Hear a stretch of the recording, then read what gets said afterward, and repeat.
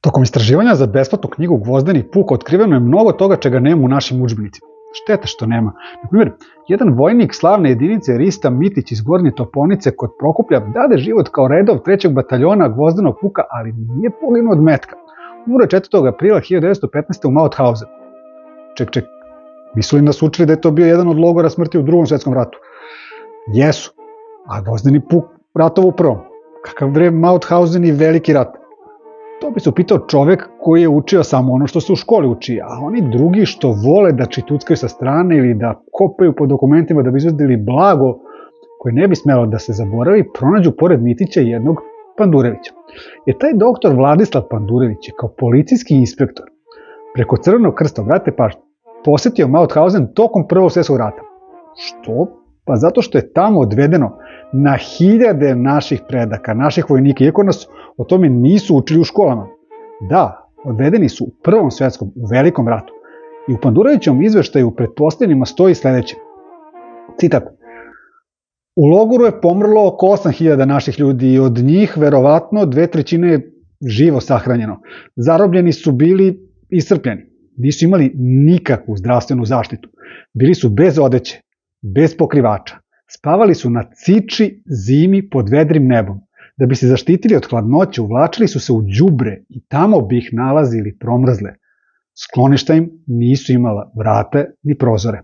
Ležali su na goloj zemlji. Hranili su ih usoljenom ribom, a vode nije bilo.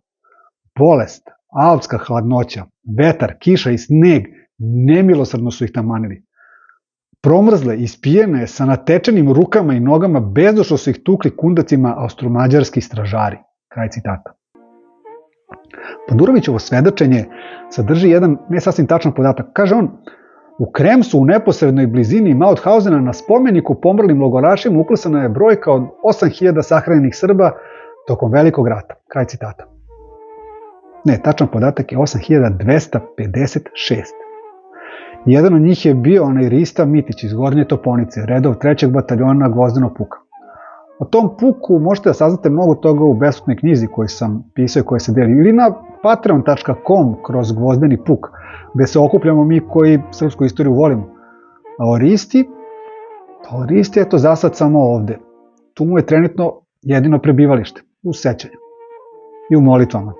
I za njega, i za onih 8255 ostalih srpskih mučenika iz Mauthausena koji pomrše tamo tokom Velikog rata. Bog duše da im prosti. Da. Tužno je što mi sadašnji toliko toga ne znamo onima koji su stradali, želeći da mi, koji sada živimo slobodno. Eto, Mauthausen nismo vezivali za Veliki rat. A pritom on nije ni bio najveće tako stratište naših predaka u tom Prvom svjetskom ratu. Zapravo, 12.000 njih je pomrlo u Austrougarskom logoru u Doboju. Njih 9.700 u logoru Nežider. Njih po 7.000 u Nađmeđeru i Boldogosanju. Njih 5.362 u Ašahu na Dunavu. Njih 4.317 u Tvrđavi Arad. Njih 35.000 je odvedeno u Braunau. 40.000 u Heinrichsgreen. Jesmo li nikad čuli za Nežider, za Neđmeđer, za Heinrichsgreen? Većina nije. Ali eto, kad sledeći put budete, recimo, na ulici videli nekog Mitića ili sretete nekog Aleksića, jer Mihajlo Aleksić, redov Gvozdenog puka, posrda u Neđmeđeru, ili sretete nekog Ametovića, jer Jašar, vojnik Gvozdenog puka, ostavi svoje kosti u Ašahu, ili sretete nekog Antića, jer Danilo Antić, vojnik Gvozdenog puka, skonča u Ašahu, a saborac mu Velimir u Mauthausenu. Kad vidite nekog Andrejića, jer Nikola ostavi život u Braunau, ili bilo kog Anđelkovića, jer redov Petar iz Gvozdenog puka umre u Boldogosanju, ili kad sretnete nekog od Trifunovića, jer vojnik Gvozdenog puka Milutin Trifunović ispusti dušu u logoru u Friedrichshafenu, možda ih sada prosto doživite drugačije. Zbog zajedničkih predaka. I kad budete videli nekog od Pandurevića isto, jer da ne beše tog roda, ne bi ni bilo onih najpotresnijih svedočenja u ovoj priči koju ste upravo čuli. Ali kad budete videli nekog Mitića, Aleksića, Ametovića, Antića, Trifunovića, Pandurevića, Anđelkovića, bit će vam ujedno i čast. Tako nas je malo preostalo, a toliko je njih mnogo stradalo i živelo hrabro da bismo mi, današnji, ovdašnji, mogli da maštamo o slobodi. Da nam i ne preostaje ništa drugo nego da jedni druge poštujemo. Baš zbog tih naših predaka. pa mi mu i dođemo u neki rod.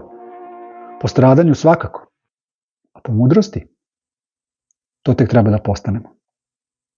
Pa, da počnemo.